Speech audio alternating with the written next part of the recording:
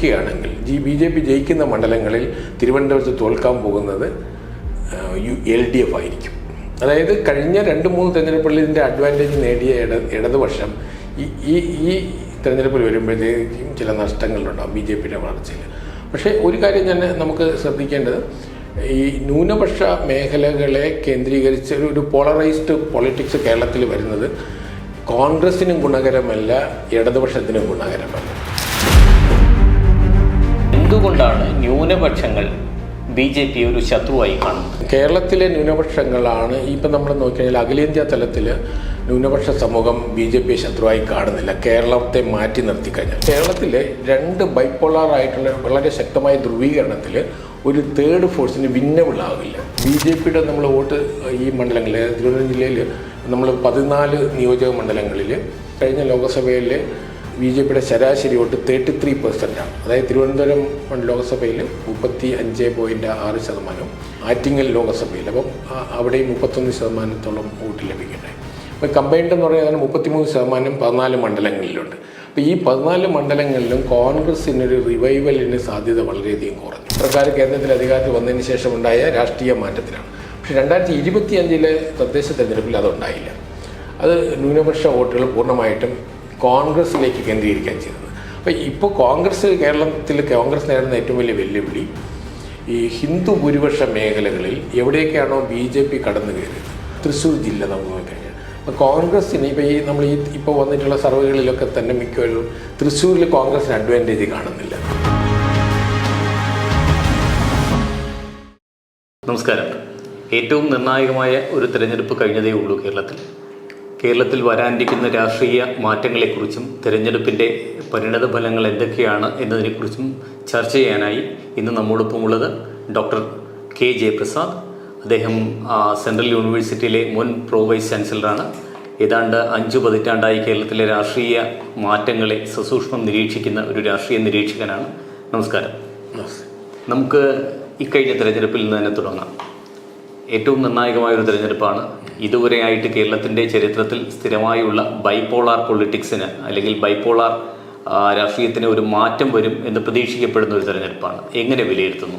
കേരളത്തിൻ്റെ രാഷ്ട്രീയം ഒരു വഴിത്തിരിവിലാണെന്ന് നമുക്ക് പറയാം. കാരണം ഏതാണ്ട് 1960 ശേഷം രൂപപ്പെടുകയും 67 മുതൽ കേരളം സ്വീകരിച്ചിരുന്നൊരു ബൈപ്പോളാർ മുന്നണി രാഷ്ട്രീയമുണ്ടായിരുന്നു. അത് ഇന്ത്യയിൽ ആദ്യമായിട്ടാണ് ആ തരത്തിലുള്ള ഒരു കോയലേഷൻ പോളിറ്റിക്സ് കോമൺ മിനിമം പ്രോഗ്രാമിൻ്റെ അടിസ്ഥാനത്തിൽ 67 മുതൽ കേരളത്തിൽ രൂപപ്പെട്ടത്.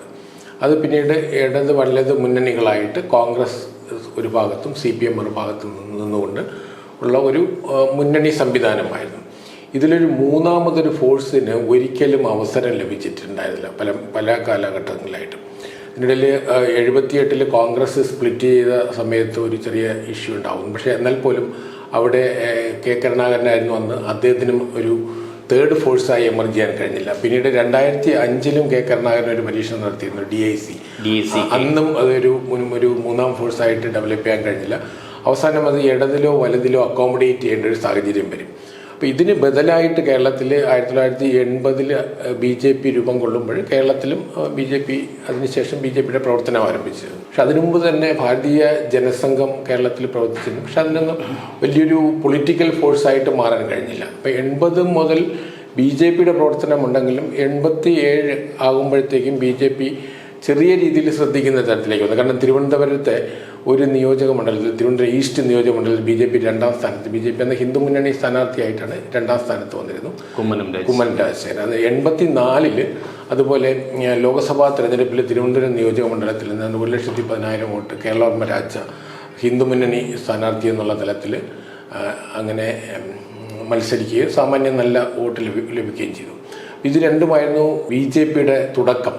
സമാന്തരമായിട്ട് കാസർഗോഡ്, മഞ്ചേശ്വരം ഈ 2 നിയോജക മണ്ഡലങ്ങളിലും BJP തുടക്കം മുതൽ തന്നെ 2ാം സ്ഥാനം ഈ കഴിഞ്ഞ തിരഞ്ഞെടുപ്പ് വരെ നിലനിർത്തുന്ന ഒരു സാഹചര്യമുണ്ടായിരുന്നു. അപ്പോൾ പൊതുവെ കേരള രാഷ്ട്രീയം നമ്മൾ ചർച്ച ചെയ്യുമ്പോൾ നമ്മൾ ഇടത് വലത് മുന്നണികളെക്കുറിച്ചാണ് ചർച്ച ചെയ്യുക. അതിൽ തന്നെ എല്ലാ ജാതി മത സമവാക്യങ്ങളും ഈ ഇടത് വലത് മുന്നണികളിൽ നമുക്ക് കാണാം. അത് കാലാകാലത്തിൽ അനുസരിച്ചിട്ടുണ്ടാകും. അപ്പോൾ ഇതിൽ നമ്മുടെ ഒരു ആശയപരമായി നമ്മൾ നോക്കുമ്പോൾ കേരളത്തിലെ ഇടത് വലത് മുന്നണികൾക്ക് ഒരു ആശയപരമായ അടിത്തറയുണ്ടോ എന്നുള്ള കാര്യത്തിൽ സംശയമുണ്ട്. കാരണം ഇടതുപക്ഷത്തിലുള്ള എല്ലാ ഘടകകക്ഷികളും ഒരു സമയത്ത് അല്ലെങ്കിൽ മറ്റൊരു സമയത്ത് UDFന്റെ അല്ലെങ്കിൽ കോൺഗ്രസ് മുന്നണിയുടെ ഭാഗമായിട്ടുണ്ട്. കോൺഗ്രസിലെ എല്ലാ പക്ഷവും എല്ലാ സംഘടനകളും മുന്നണി ഘടകകക്ഷികളും ഇടതുപക്ഷത്തും അണിചേർന്നിട്ടുണ്ട്. മുഖ്യ രണ്ട് പാർട്ടികളും ഒഴികെ.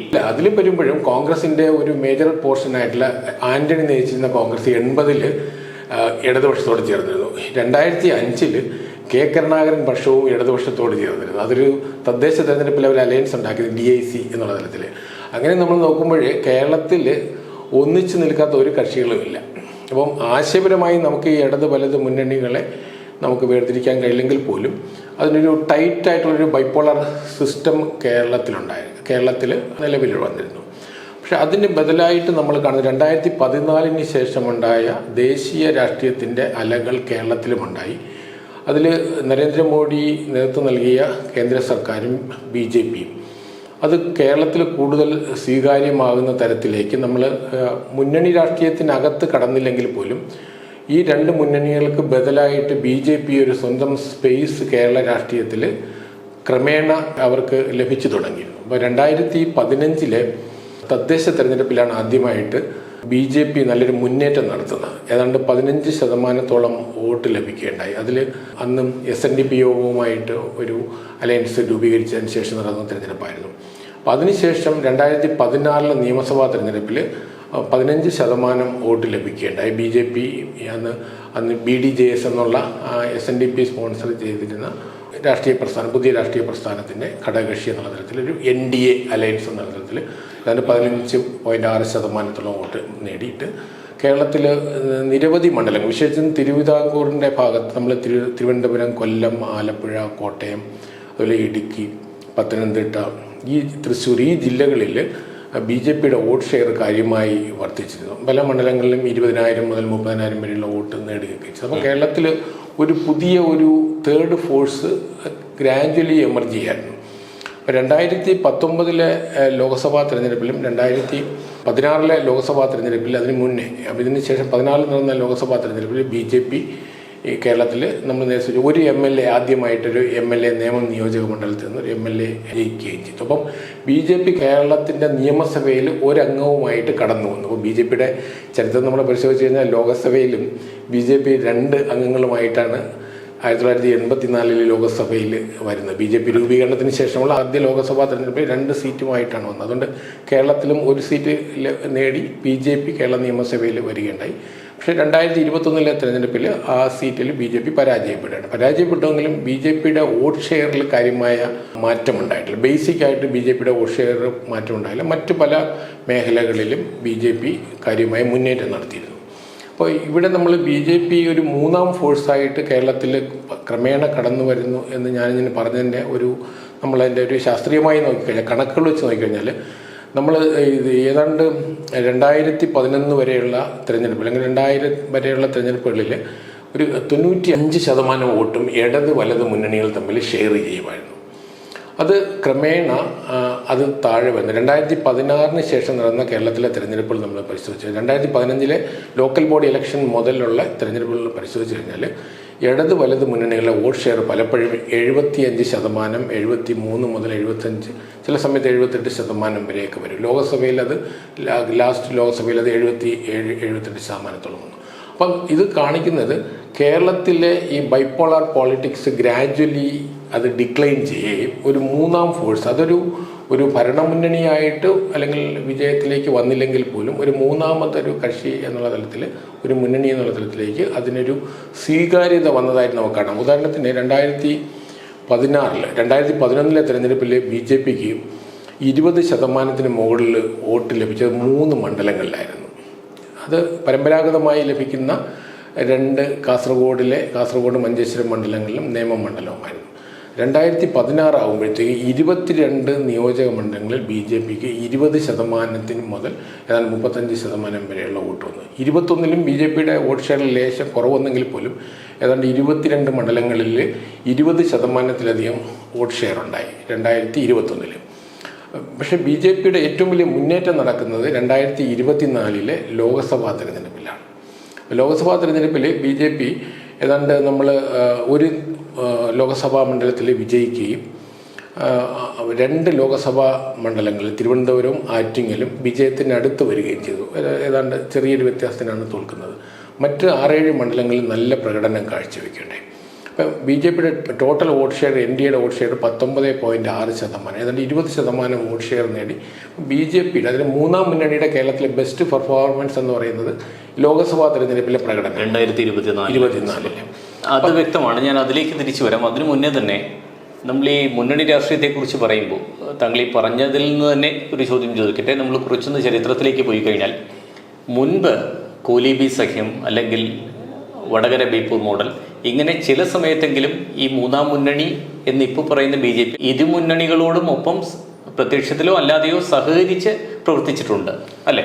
കേരളത്തിൽ ഒരു നറേറ്റീവ് ഉണ്ടാക്കിയതാണ് ഈ കോലീബി സഖ്യം. യഥാർത്ഥത്തിൽ ബേപ്പൂർ നിയോജക മണ്ഡലത്തിലും വടകര നിയോജക മണ്ഡലത്തിലും ഒരു സംയുക്ത സ്ഥാനാർത്ഥിക്ക് BJPയും കൂടെ പിന്തുണ കൊടുത്തു എന്നാണ്. അതായത് ഡോക്ടർ മാധവൻകുട്ടി ബേപ്പൂർ മണ്ഡലത്തിൽ 91-ലും, അതുപോലെ ലോക്സഭാ തെരഞ്ഞെടുപ്പിൽ അന്ന് അഡ്വക്കേറ്റ് രത്ന സിംഗ് ആണ്. വടകര അന്ന് KP ഉണ്ണികൃഷ്ണൻ ഇങ്ങനെ 7-8 തവണ ജയിച്ചുകൊണ്ടിരിക്കുന്ന ഒരു മണ്ഡലമാണ്. അവിടെ ഒരു സംയുക്ത സ്ഥാനാർത്ഥി, അന്ന് നമ്മൾ ഈ കോലീബി സഖ്യം ശരിക്കും നമ്മളെ മാധ്യമങ്ങളിൽ ചർച്ച ചെയ്യുമ്പോൾ എൻ്റെ ഒരു ഗവേഷണ വിഷയം കൂടെ ആയതുകൊണ്ട് ഞാൻ ഇതിൽ കൂടുതൽ ശ്രദ്ധിച്ചിട്ടുണ്ടായിരുന്നു. കാരണം അന്ന് BJPക്ക് അവിടെയുള്ള വോട്ട് ഷെയർ എന്ന് പറയുന്നത് വെറും 5-4% വോട്ടാണ്. ബേപ്പൂർ നിയോജക മണ്ഡലത്തിൽ എനിക്ക് തോന്നുന്നു 2011 വരെ BJPക്ക് 5-6% കൂടുതൽ വോട്ട് ലഭിച്ചിട്ടില്ല ബേപ്പൂരിൽ. അപ്പോൾ അന്ന് BJPയുടെ ഒരു സ്ഥാനാർത്ഥി അവിടെ ഉണ്ടായില്ലെന്നേ ഉള്ളൂ. പക്ഷേ BJP അന്ന് 91 ബേപ്പൂർ മണ്ഡലത്തിലോ വടകര മണ്ഡലത്തിലോ ഒരു ശക്തിയല്ല. എന്തിനാ ഈ കഴിഞ്ഞ തെരഞ്ഞെടുപ്പിൽ പോലും വടകരയിൽ വരുമ്പോഴത്തേക്കും BJPയുടെ വോട്ട് താരതമ്യേന ഇമ്പ്രൂവ് ചെയ്ത് 2024 മാത്രമാണ്. അല്ലെങ്കിൽ അത് 1,00,000 താഴെയുള്ള വോട്ടുകൾ 7 മണ്ഡലങ്ങളിലും കൂടെ. അപ്പോൾ ശരാശരി നമ്മൾ നോക്കുമ്പോൾ ഒരു 5,000 വോട്ട് 6,000 വോട്ടുള്ള ഒരു ഇതിനാണ് നമ്മൾ കോലീബി സഖ്യമെന്നും. ഞാനൊരു രാഷ്ട്രീയ നിരീക്ഷകൻ എന്നുള്ള തരത്തിൽ നമുക്ക് പറയാം. പക്ഷേ കേരളത്തിൽ അത് നല്ലവണ്ണം വിറ്റഴിഞ്ഞ ഒരു നെറേറ്റീവാണ്. അത് കേരളത്തിലൊരു ഇടതുപക്ഷത്തിൻ്റെ ഒരു കഴിവും കൂടെയാണ്. ചില നെറേറ്റീവ്സ് കൊണ്ടുവന്നിട്ട് കോൺഗ്രസ് ലീഗ് സഖ്യം എന്ന് പറയുന്നത് ഞാൻ ഈ 2 മണ്ഡലങ്ങളിലെ തെരഞ്ഞെടുപ്പിൻ്റെ പശ്ചാത്തലത്തിലുണ്ടായതാണ്. പക്ഷെ അതിനു മുമ്പ് 77 തെരഞ്ഞെടുപ്പിൽ BJP എന്ന് പറയുന്നത് ജനസംഘം, ഭാരതീയ ജനസംഘം ത്തിൻ്റെ സ്ഥാനാർത്ഥികൾ ഇടതുപക്ഷവുമായിട്ട്, അതായത് CPM-ൻ്റെ ഭാഗമായിട്ട്, ഇടതുമുന്നണിയുടെ ഭാഗമായിട്ട് ഭാരതീയ ജനസംഘത്തിൻ്റെ സ്ഥാനാർത്ഥികൾ അന്ന് പാലക്കാടും ഉദുമയിലും ഹോസ്ദുർഗിൽ അങ്ങനെ ഒരു 6-7 മണ്ഡലം ജനതാ പാർട്ടി സ്ഥാനാർത്ഥികളാണ്. അതിൽ ജനസംഘത്തിൻ്റെ വിഭാഗത്തിൽ നിന്ന് 3 പേരാണ് ഉണ്ടായത്. 3 പേരാണ് 4 പേരുണ്ട് അടിയന്തരാവസ്ഥ കഴിഞ്ഞിട്ട്. അപ്പോൾ ഇടതുപക്ഷത്ത് നിന്നാണ് ആദ്യം BJP ജനസംഘ സ്ഥാനാർത്ഥികൾ മുഖ്യധാരയിലേക്ക് മത്സരിക്കുന്നത്. അതായത് കോൺഗ്രസിന് ബദലായിട്ട് അവിടെ മറ്റ് സ്ഥാനാർത്ഥിയില്ല. അപ്പം KG മാരാർ അങ്ങനെ മത്സരിക്കുന്നുണ്ട്, അല്ലെ പാലക്കാട് അങ്ങനെ ഉണ്ടായി. അതാണ് ഒന്നാമത്. രണ്ടാമത് 80കളിൽ നിയമസഭാ തെരഞ്ഞെടുപ്പ് വരുമ്പോഴും ജനതാ പാർട്ടി, അന്ന് BJP രൂപം കൊണ്ടിരുന്നില്ല. BJP രൂപം കൊള്ളുന്നത് ഏപ്രിൽ മാസത്തിലാണ്. തൊട്ട് മുമ്പ് ജനുവരി ഇലക്ഷൻ നടക്കുമ്പോൾ ഈ കോൺഗ്രസ് മുന്നണിയുമായിട്ട് കരുണാകരൻ വിഭാഗം UDF-ൻ്റെ വിഭാഗവുമായിട്ട് ഒരു സീറ്റ് അഡ്ജസ്റ്റ്മെൻ്റ് ഉണ്ടായിരുന്നു 80. അതായത് 8ഓളം മണ്ഡലങ്ങളിൽ അങ്ങനെ മത്സരിച്ചിട്ടുണ്ട് ജനതാ പാർട്ടിയുടെ കാൻഡിഡേറ്റായിട്ട്. അതിൽ ആ ജനതാ പാർട്ടിക്ക് അകത്ത് സോഷ്യലിസ്റ്റുകൾ അന്ന് ശിവരാമൻ ഭാരതിയെ പോലെയുള്ള സോഷ്യലിസ്റ്റ് ലീഡേഴ്സ് ഉണ്ടായിരുന്നു. O രാജഗോപാൽ, KG മാരാർ അങ്ങനെയുള്ള ആൾക്കാർ തന്നെ തോന്നിയിരുന്നു. അപ്പോൾ ഇതാണ് കേരളത്തിൽ ഈ പറഞ്ഞ ഒരു അലയൻസ് എന്ന് പറയുന്നത്. അപ്പോൾ മറ്റൊന്നുകൂടെ ചോദിക്കട്ടെ, താങ്കൾ ഈ 2014 ശേഷമുള്ള ദേശീയ രാഷ്ട്രീയത്തിലെ ഒരു അലയൽ എങ്ങനെയാണ് കേരള രാഷ്ട്രീയത്തിൽ പ്രതിഫലിച്ചതെന്ന് പറഞ്ഞു. അതിനു മുൻപും BJP ഗവൺമെൻറ് ഉണ്ടായിട്ടുണ്ട് കേന്ദ്രത്തിൽ. 90കളുടെ അവസാനമുണ്ടായി, 2000-ൻ്റെ തുടക്കത്തിൽ വരെ ഉണ്ടായിരുന്ന വാജ്പേയി ഗവൺമെൻറ്. എന്തുകൊണ്ടാണ് ആ സമയത്ത് സമാനമായൊരു സാഹചര്യം കേരളം മാതിരിയുള്ള സംസ്ഥാനങ്ങളിൽ ഉണ്ടാകാതിരുന്നത്? 98 വാജ്പേയി സർക്കാർ അധികാരത്തിൽ വരുമ്പോൾ നമുക്കറിയാമല്ലോ, ഒരു ഭൂരിപക്ഷ സർക്കാരായിരുന്നില്ല. അതൊരു മുന്നണി രാഷ്ട്രീയത്തിലുടന്നു. 13 മാസം കഴിഞ്ഞപ്പോൾ ആ സർക്കാർ താഴെ പോയി.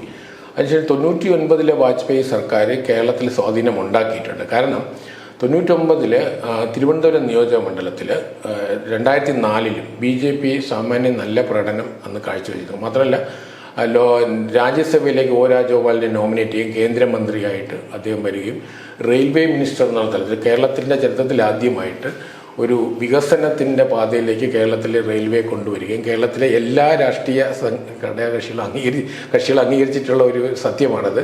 അതായത് കേരളത്തിൽ ഒരു മാർക്ക് റെയിൽവേ മേഖലയിൽ ഒരു മുന്നേറ്റം നടത്താൻ O രാജഗോപാലിന് കഴിഞ്ഞിരുന്നു. അതിൻ്റെ ഇമ്പാക്റ്റ് നമ്മൾ അടുത്ത തിരഞ്ഞെടുപ്പിലുണ്ടായി. 2004 അത് ഞാൻ നമ്മുടെ ചർച്ചകൾ നമ്മളാരും ശ്രദ്ധിക്കപ്പെടാത്തൊരു കാര്യം, കേരള ചരിത്രത്തിൽ ആദ്യമായിട്ട് ഇടത് വലത് മുന്നണികൾക്ക് ബദലായിട്ട് ഒരു NDA സ്ഥാനാർത്ഥി മൂവാറ്റുപുഴ നിയോജകമണ്ഡലം PC തോമസ് ജയിക്കേണ്ട. അദ്ദേഹം അന്ന് കേന്ദ്രമന്ത്രിയും കൂടെ ആയിരുന്നു, വാജ്പേയി മന്ത്രിസഭയിൽ അവസാന IFDPയുടെ കാൻഡിഡേറ്റ് ആയിട്ട്.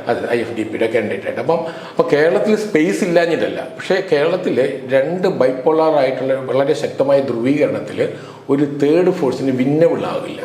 അപ്പോൾ ഈ ടൈറ്റ് ബൈപ്പോളർ ആണ് നമ്മുടെ സിസ്റ്റം. അപ്പോൾ ഈ ടൈറ്റ് ആയിട്ടുള്ള ഒരു സിസ്റ്റത്തിൽ ഏതെങ്കിലും ഒരു ഗ്രൂപ്പിൽ നിന്ന് ഒരാൾ ചാടിയാൽ അത് ഇമ്മീഡിയറ്റ്ലി മറ്റേ ഗ്രൂപ്പിലേക്ക് അക്കോമഡേറ്റ് ചെയ്യാണ്.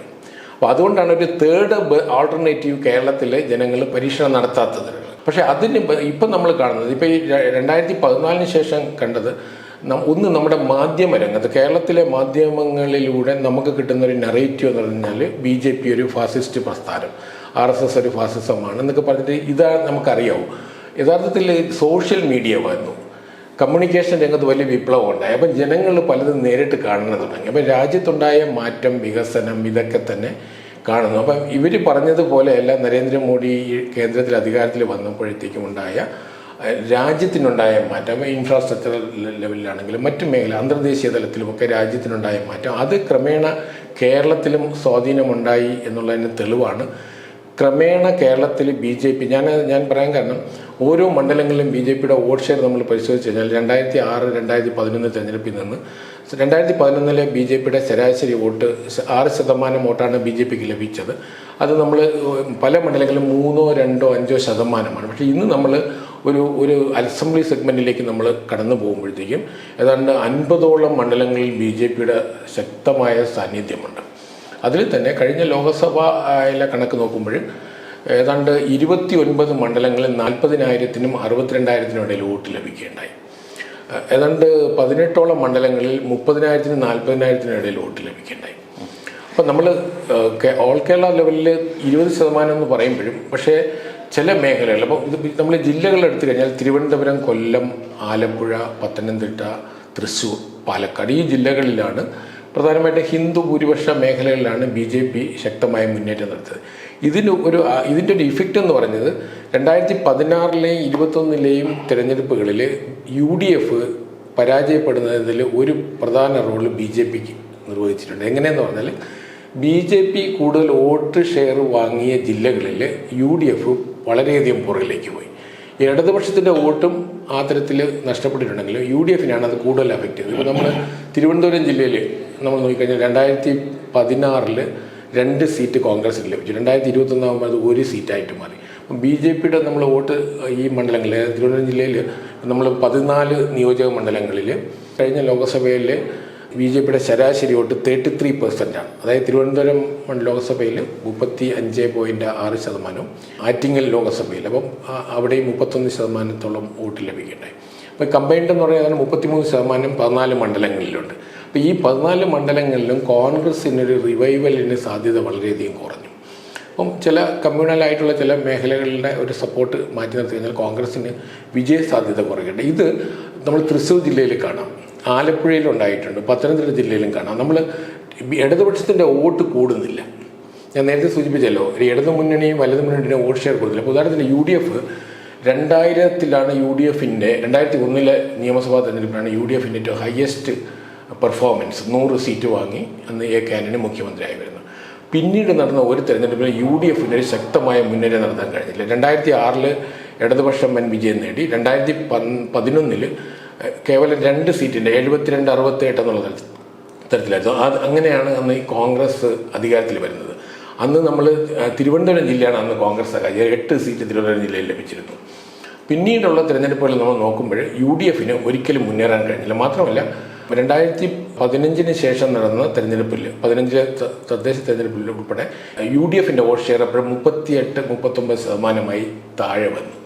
അപ്പോൾ അതിനൊരു പ്രധാന കാരണം നമ്മൾ നേരത്തെ പറഞ്ഞ തേർഡ് ഫോഴ്സ് ഡെവലപ്പ് ചെയ്യുകയും ഹിന്ദു ഭൂരിപക്ഷ മേഖലകളിൽ അത് മുന്നേറുകയും ചെയ്തപ്പോഴേക്കും അത് കോൺഗ്രസിനെയും CPMനെയും ഒരുപോലെ അഫക്റ്റ് ചെയ്തെങ്കിലും ഒരു പ്രതിഭാസം നമ്മൾ കാണേണ്ടത് ഹിന്ദു ഭൂരിപക്ഷ മേഖലയിലെ ന്യൂനപക്ഷം, വിശേഷിച്ച് മുസ്ലിം ന്യൂനപക്ഷം 2014 ശേഷം തദ്ദേശ തെരഞ്ഞെടുപ്പിലും നിയമസഭാ തെരഞ്ഞെടുപ്പിലും 2025 എക്സെപ്ഷനാണ്, അതുവരെ ഇടതുപക്ഷത്തേക്കാണ് വോട്ട് ചെയ്യുക. എന്നാൽ കോൺഗ്രസ് നല്ല വിജയം നേടുകയുണ്ടായി. കേരളത്തിലെ 5 ന്യൂനപക്ഷ ജില്ലകളുണ്ട്. ന്യൂനപക്ഷങ്ങളിൽ ഭൂരിപക്ഷമായ 5 ജില്ലകളുണ്ട് കേരളത്തിൽ. അതായത് മലപ്പുറം, വയനാട്, എറണാകുളം, കോട്ടയം, ഇടുക്കി. ഈ 5 ജില്ലകളിൽ UDF വലിയ വിജയം നേടി. പക്ഷേ നിയമസഭയിൽ വരുമ്പോൾ ഇടുക്കി പൂർണ്ണമായിട്ടും ലെഫ്റ്റിലേക്ക് പോയി. പത്തനംതിട്ടയും ഏതാണ്ട് ലെഫ്റ്റിലേക്ക് പോയി. അപ്പോൾ ഇന്നിപ്പം കേരളത്തിൽ 41 സീറ്റുള്ള UDFൻ്റെ മലപ്പുറം ജില്ലയിൽ 16-ൽ 12 സീറ്റും UDFൻ്റെ കൂടെയാണ്. എറണാകുളത്തെ 14-ൽ 9 സീറ്റും UDFൻ്റെ കൂടെയാണ്. വയനാട്ടിലെ 3-ൽ 2ഉം UDFൻ്റെ കൂടെയുണ്ട്. അപ്പോൾ ഈ തരത്തിൽ നോക്കുമ്പോൾ ഈ ന്യൂനപക്ഷ മേഖലകളിലേക്ക് കോൺഗ്രസും UDFും ചുരുങ്ങുന്ന ഒരു സാഹചര്യം ഉണ്ടായി. അതിൽ 2 ചോദ്യം ചോദിക്കാനുണ്ട്. ഒന്ന്, താങ്കൾ ഈ പറഞ്ഞതുപോലെ ഒരു 3-ാം മുന്നണി വരുന്നു. സ്വാഭാവികമായിട്ടും മറ്റ് 2 മുന്നണികളുടെ വോട്ട് ഷെയറിലേക്കാണല്ലോ അവർ കടന്നു വരുന്നത്. താങ്കൾ പറഞ്ഞതനുസരിച്ചിട്ടാണെങ്കിൽ UDFൻ്റെ വോട്ട് ഷെയറിലേക്കാണ് BJP അല്ലെങ്കിൽ തേർഡ് ഫ്രണ്ട് NDA കടന്നു വരേണ്ടത്. അങ്ങനെ തന്നെയാണോ എപ്പോഴും സംഭവിക്കുന്നത്? രണ്ടാമത്തെ ചോദ്യം, 2 ചോദ്യവും കണക്ട് ആയതുകൊണ്ടാണ് ചോദിക്കുന്നത്. ട്രഡീഷണലി ഹിന്ദു വോട്ടുകൾ CPMലേക്ക് അല്ലെങ്കിൽ ലെഫ്റ്റിലേക്കാണ് പോയിക്കൊണ്ടിരുന്നത് കേരളത്തിൽ. അതേസമയം മൈനോറിറ്റി വോട്ടുകൾ UDFിലേക്കാണ്. അപ്പോൾ അങ്ങനെയാണെങ്കിൽ ഏറ്റവും കൂടുതൽ അഫക്റ്റ് ചെയ്യപ്പെടേണ്ടത് ഇടതുപക്ഷമല്ലേ? ഞാൻ അതിൽ ആദ്യത്തെ ചോദ്യത്തിൽ തന്നെ ഒരു തിരുത്തലുണ്ട്. അതായത് BJPയുടെ വോട്ട് എന്ന് പറയുന്നത് LDFനെയും UDFനെയും ഒരുപോലെ തന്നെ ബാധിക്കുന്നുണ്ട്. പക്ഷേ അതിനകത്ത് ഉണ്ടാകുന്ന ചെറിയ ഡിഫറൻസ് എന്ന് പറയുന്നത് കൂടുതൽ ബാധിക്കുന്നത്, അപ്പം ചില മണ്ഡലങ്ങളിൽ ഇനീഷ്യൽ പീരീഡിൽ കൂടുതൽ ബാധിക്കുന്നത് UDFനെയാണ്. അത് 2ാം പാദത്തിൽ അത് ഇടതുപക്ഷത്തെ ബാധിക്കും. അപ്പം നമ്മൾ ലോകസഭയിൽ നമുക്കിത് ഈ വ്യത്യാസം നമുക്ക് മനസ്സിലാവും. കാരണം BJP മുന്നേറിയ സ്ഥലത്ത് ഇടതുപക്ഷം പിന്നിലേക്ക് പോയി. ഇപ്പോൾ തിരുവനന്തപുരം ജില്ലയിൽ, തിരുവനന്തപുരം ലോക്സഭാ മണ്ഡലത്തിലാണെങ്കിലും ആറ്റിങ്ങൽ നിയോജക മണ്ഡലത്തിലാണെങ്കിലും, ആറ്റിങ്ങൽ നമുക്കറിയാമല്ലോ, ഇപ്പോൾ ഈ തെരഞ്ഞെടുപ്പിൽ ആറ്റിങ്ങൽ ശരിക്കും ത്രികോണ മത്സരമായിരുന്നു. നേരിയ വോട്ടിനാണ്, 850 വോട്ടിനാണ് അദ്ദേഹം ജയിക്കുന്നത് തന്നെ. അതെ. ആ ജയിച്ച കോൺഗ്രസ് സ്ഥാനാർത്ഥി കാട്ടാക്കട, ആറ്റിങ്ങൽ, വർക്കല തുടങ്ങിയിട്ടുള്ള ഈവൻ നെടുമങ്ങാട് ഈ മണ്ഡലങ്ങളിൽ പോലും കോൺഗ്രസ് BJPയുടെ പുറകിലാണ്. അപ്പോൾ ഇടതുപക്ഷത്തിനും അതേ അവസ്ഥ തന്നെയാണ്. പക്ഷേ നമ്മൾ താരതമ്യം ചെയ്യുമ്പോൾ ചില മേഖലകളിൽ ഈ മേഖല ന്യൂനപക്ഷത്തിൻ്റെ വോട്ട് നമ്മുടെ ലോക്കൽ ബോഡി ഇലക്ഷനിലും നിയമസഭയിലും ഇടതുപക്ഷത്തിന് ലഭിക്കുന്നത്. BJP ശക്തമായ മേഖലകളിൽ ന്യൂനപക്ഷ വോട്ട് ഇടതുപക്ഷത്തിനാണ് ലഭിക്കുന്നത്. ന്യൂനപക്ഷം മുസ്ലിം വോട്ട്, വിശേഷിച്ചും നരേന്ദ്രമോദി സർക്കാർ കേന്ദ്രത്തിൽ അധികാരത്തിൽ വന്നതിന് ശേഷമുണ്ടായ രാഷ്ട്രീയ മാറ്റത്തിലാണ്. പക്ഷേ 2025 തദ്ദേശ തെരഞ്ഞെടുപ്പിൽ അതുണ്ടായില്ല. അത് ന്യൂനപക്ഷ വോട്ടുകൾ പൂർണ്ണമായിട്ടും കോൺഗ്രസിലേക്ക് കേന്ദ്രീകരിക്കാൻ ചെയ്തത്. അപ്പോൾ ഇപ്പോൾ കേരളത്തിൽ കോൺഗ്രസ് നേരിടുന്ന ഏറ്റവും വലിയ വെല്ലുവിളി ഈ ഹിന്ദു ഭൂരിപക്ഷ മേഖലകളിൽ എവിടെയൊക്കെയാണോ BJP കടന്നു കയറിയത്. തൃശ്ശൂർ ജില്ല നമുക്ക് നോക്കിക്കഴിഞ്ഞാൽ അപ്പോൾ കോൺഗ്രസ്സിന് ഇപ്പോൾ ഇപ്പോൾ വന്നിട്ടുള്ള സർവേകളിലൊക്കെ തന്നെ മിക്കവരും തൃശ്ശൂരിൽ കോൺഗ്രസിന് അഡ്വാൻറ്റേജ് കാണുന്നില്ല, തിരുവനന്തപുരത്തിന് കോൺഗ്രസ് അഡ്വാൻറ്റേജ് കാണുന്നില്ല. യഥാർത്ഥത്തിൽ തിരുവനന്തപുരത്ത് ഇടതുപക്ഷത്തിൻ്റെ മേന്മയല്ല BJPയുടെ വളർച്ചയാണ് കോൺഗ്രസിന് വിലങ്ങുന്നത്. പക്ഷേ BJP ജയിക്കുകയാണെങ്കിൽ BJP ജയിക്കുന്ന മണ്ഡലങ്ങളിൽ തിരുവനന്തപുരത്ത് തോൽക്കാൻ പോകുന്നത് LDF ആയിരിക്കും. അതായത് കഴിഞ്ഞ 2-3 തെരഞ്ഞെടുപ്പുകളിൽ ഇതിൻ്റെ അഡ്വാൻറ്റേജ് നേടിയ ഇടതുപക്ഷം ഈ തെരഞ്ഞെടുപ്പിൽ വരുമ്പോഴത്തേക്കും ചില നഷ്ടങ്ങളുണ്ടാകും BJPയുടെ വളർച്ചയിൽ. പക്ഷേ ഒരു കാര്യം തന്നെ നമുക്ക് ശ്രദ്ധിക്കേണ്ടത്, ഈ ന്യൂനപക്ഷ മേഖലകളെ കേന്ദ്രീകരിച്ച് ഒരു പോളറൈസ്ഡ് പൊളിറ്റിക്സ് കേരളത്തിൽ വരുന്നത് കോൺഗ്രസിനും ഗുണകരമല്ല, ഇടതുപക്ഷത്തിനും ഗുണകരമല്ല. താങ്കൾ പറഞ്ഞതിൽ തന്നെ ഒരു സംശയം ചോദിക്കട്ടെ. കാരണം താങ്കൾ തന്നെ പറയുന്നുണ്ടായിരുന്നു, നരേന്ദ്രമോദി പ്രധാനമന്ത്രി ആയതിനു ശേഷം ന്യൂനപക്ഷങ്ങൾക്കുണ്ടായ ഒരു വോട്ടിൻ്റെ രീതിയിലുള്ള ഒരു മാറ്റമോ എന്തുകൊണ്ടോ ലോക്സഭാ ഇലക്ഷൻ വരുമ്പോൾ കോൺഗ്രസിനും നിയമസഭ വരുമ്പോൾ ഇടതുപക്ഷത്തിനും വോട്ട് ചെയ്യുന്നു. പക്ഷേ ഈ 2 പേരും നരേന്ദ്രമോദിക്ക് എതിരായിട്ടാണ്, 2 പേരുമല്ല 2 ഇലക്ഷനിലും നരേന്ദ്രമോദിക്ക് എതിരായിട്ടാണ് ന്യൂനപക്ഷങ്ങൾ വോട്ട് ചെയ്യുന്നത്. വളരെ വ്യക്തമാണ്.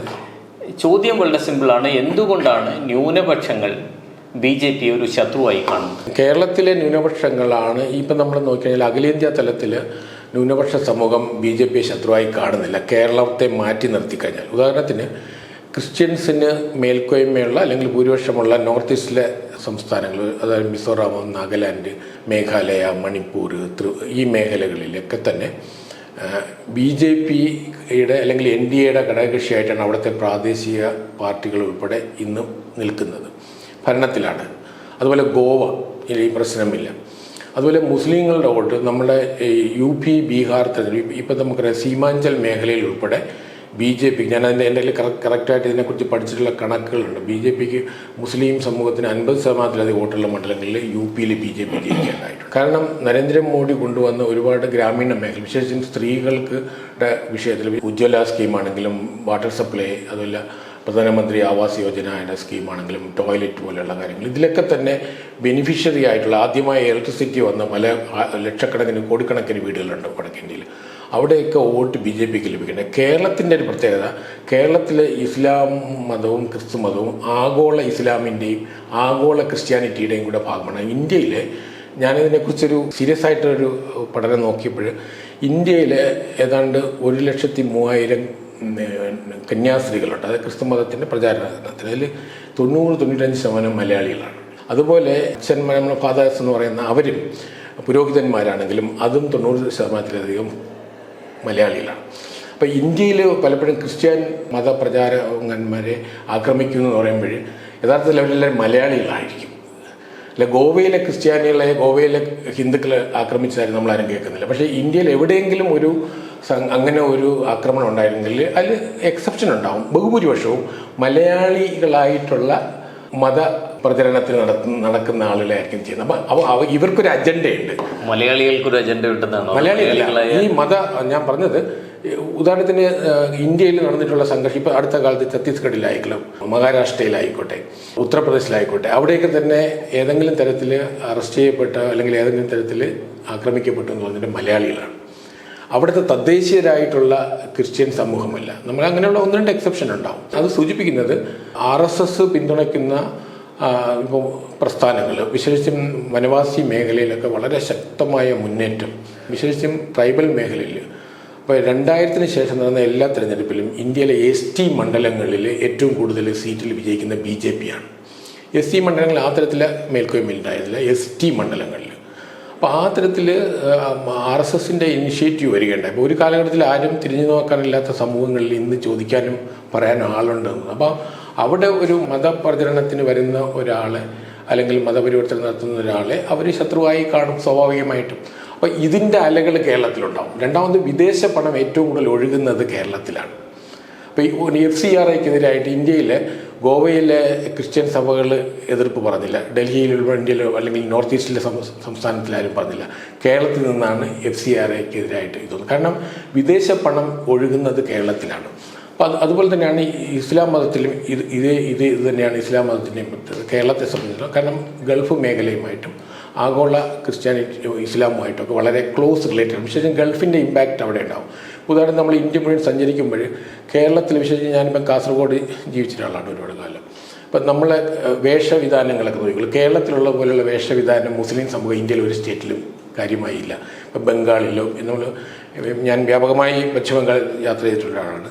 അവിടെ നിന്ന് ഈ വേഷമില്ല. ബീഹാറിൽ, ബംഗാൾ, UP-യിലൊന്നും അങ്ങനെയില്ല. പക്ഷേ കേരളത്തിൽ നമ്മൾ പശ്ചിമേഷ്യൻ മുസ്ലിം സമൂഹത്തിൻ്റെ വിശേഷം സ്ത്രീകൾ അതേ വേഷം തന്നെയാണ് ഇവിടെ ധരിക്കുന്നത്. ഇതൊക്കെ അടുത്ത കാലത്തുണ്ടായ പ്രതിഭാസമാണ്. അങ്ങനെ വരുമ്പോഴത്തേക്കും ഈ വിഭാഗങ്ങളുടെ താല്പര്യങ്ങൾ അല്ലെങ്കിൽ അത് ബ്ലോക്ക് ചെയ്യപ്പെടുന്നു എന്നുള്ള ധാരണയോ തെറ്റിദ്ധാരണയോ ഉണ്ടാകാം. അതായിരിക്കും ഒരു കാരണം. പക്ഷെ അത് ലോങ് റണ്ണിൽ നിൽക്കില്ല. ഇപ്പോൾ കേരളത്തിൽ തന്നെ ഇന്ന് കേരളത്തിലെ ക്രിസ്ത്യൻ സഭകൾ, ഇപ്പം BJP ഏതൊക്കെ ഔട്ട്റീച്ച് പ്രോഗ്രാം നടത്തിയാലും ക്രിസ്ത്യൻ സഭകൾ BJPക്ക് എതിരാണ് എന്നാണ് എൻ്റെ പക്ഷം. പക്ഷേ ക്രിസ്ത്യൻ സമൂഹം BJPക്ക് എതിരല്ല. അപ്പം ഒരുപാട് ക്രിസ്ത്യനായിട്ടുള്ള ആളുകൾ BJPക്ക് വോട്ട് കൊടുക്കുന്നുണ്ട്. ഇപ്പോൾ തൃശ്ശൂരിലെ ലോക്സഭാ മണ്ഡലത്തിലാണെങ്കിലും മറ്റ് പല സ്ഥലങ്ങളിൽ നമുക്കിപ്പോൾ തദ്ദേശ തിരഞ്ഞെടുപ്പിൽ പോലും ഇപ്പം പൂഞ്ഞാർ ഭാഗത്ത് BJPയുടെ ഒരു പഞ്ചായത്ത്, അത് PC ജോർജ് വന്നിട്ട് അവരുടെ സംഘടനാപരമായിട്ട് തന്നെ ക്രിസ്ത്യൻ സമൂഹത്തിന് മേൽക്കോയ്മയുള്ള മേഖലകളാണ്. അതുപോലെ മുനമ്പത്ത് BJP ജനകീയ സമരം നടത്തിയ ഒരു മേഖലയിൽ ആ വാർഡിൽ ജയിക്കുകയുണ്ടായി. അപ്പോൾ അതുകൊണ്ട് ക്രിസ്ത്യൻ സമൂഹവും സഭയും രണ്ടായി കാണണം. അതിനെ ഞാൻ താരതമ്യം ചെയ്ത് NSSഉം നായർ കമ്മ്യൂണിറ്റിയായിട്ടാണ്. ഇപ്പം സുകുമാരൻ നായർ പറഞ്ഞതുകൊണ്ട് നായർ സമുദായം വോട്ട് അങ്ങനെ ചെയ്യണമെന്നില്ല.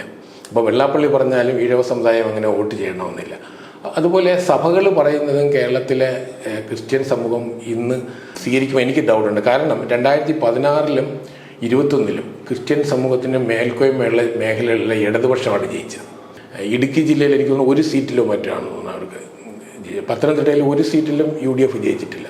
അന്നും ഇടയലേഖനങ്ങളുണ്ടായി, മനോരമ പത്രത്തിൻ്റെ ഫുൾ സപ്പോർട്ടുണ്ടായി. എന്നിട്ട് പോലും കോട്ടയം, ഇടുക്കി, പത്തനംതിട്ട ഈ മേഖലകളിലൊക്കെ തന്നെ ഇടതുപക്ഷമാണ് കഴിഞ്ഞ 2 നിയമസഭാ തെരഞ്ഞെടുപ്പിലും വിജയിച്ചത്. പിന്നീട് 2016 തെരഞ്ഞെടുപ്പിൽ ഇടതുപക്ഷത്ത് പ്രമുഖ ക്രിസ്തീയ പാർട്ടികളൊന്നും ഉണ്ടായിരുന്നില്ല. ഒരു കേരള കോൺഗ്രസിൻ്റെ ഒരു ചെറിയൊരു വിഭാഗം ഒഴിച്ച് മാണി ജോസഫ് വിഭാഗങ്ങളെല്ലാം UDFിലായിരുന്നു. എന്നിട്ടും ക്രിസ്ത്യൻ മേഖലകളിലേക്ക് LDF കടന്നു കയറി. അതിനർത്ഥം ഈ പള്ളികൾ സഭകൾക്ക് പണ്ടുള്ളതുപോലെയുള്ള ഒരു കമാൻഡ് സമൂഹത്തിലില്ല. അതിനൊരു പ്രധാന കാരണം ക്രിസ്ത്യൻ സമൂഹത്തിലെ യങ്സ്റ്റേഴ്സ് മുഴുവനും കേരളം വിട്ടുപോവുകയാണ്. അവർ ഉന്നത വിദ്യാഭ്യാസത്തിന് പോവുക മാത്രമല്ല, വിദേശങ്ങളിലെയും മറ്റ് സംസ്ഥാനങ്ങളിലെയും കുടിയേറുകയാണ്. ഇപ്പം നമ്മുടെ ഏതെങ്കിലും ഒരു ഞായറാഴ്ച ഒരു പള്ളിയിൽ പോയി നോക്കിയാൽ മനസ്സിലായി, എല്ലാം പ്രായമായവരാണ്, ചെറുപ്പക്കാർ മുഴുവനും പോവുകയാണ്. അപ്പം പണ്ട് നമ്മൾക്കറിയാം, നമ്മളൊക്കെ കോളേജ് പഠിക്കുമ്പോൾ കേരള കോൺഗ്രസിൻ്റെ വിദ്യാർത്ഥി സംഘടന, കേരള കോൺഗ്രസിൻ്റെ യുവജന സംഘടന, ഇതൊക്കെ സെൻട്രൽ ട്രാവൻകൂറിലെ പ്രധാന യുവജന വിദ്യാർത്ഥി സംഘടന. ഇന്ന് അതൊന്നും കേരള രാഷ്ട്രീയത്തിലില്ല, കേരളത്തിൻ്റെ സമൂഹത്തിലില്ല.